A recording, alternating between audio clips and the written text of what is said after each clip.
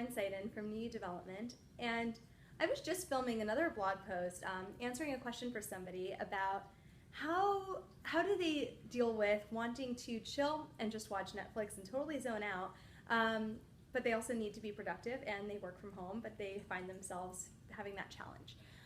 So as I was just filming the answer to that and focusing on the not urgent and urgent and not focusing on the important and not urgent and the not important and not urgent category, if we were talking about Stephen Covey's 4 quadrants, I realized that there was actually a bigger topic, and that's something that I think a lot of us deal with, especially those of us that may have a television in our house or have access to the internet, whatever your form is, especially as Netflix has become huge, or Hulu and all these streamlined shows.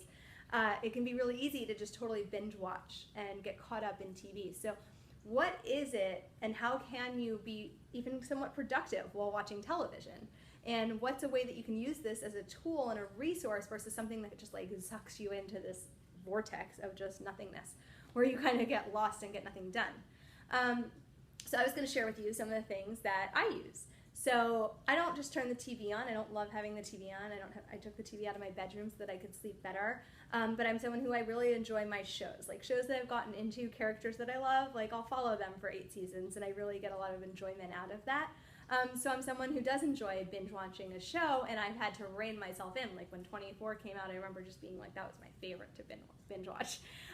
So one of the things that I'll do now, if I know I want to zone out or there's a show on, like I was excited to watch Blind Spot the other night, I will write out and I will come back to something super productive after that. Like whether it's work, whether it's writing a blog post, whether it's answering emails, but like something, whether it's going into a meditation, doing a yoga kriya, like I will go to a class, like I'm going to do something that inspires me in a different way that really is healthy and really nurtures me after.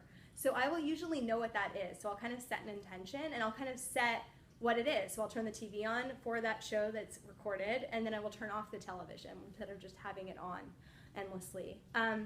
That's one thing that I find is helpful. Another thing is what am I excited about watching it for? Like, do I want to be inspired? Am I open for inspiration? Am I just trying to zone out right now?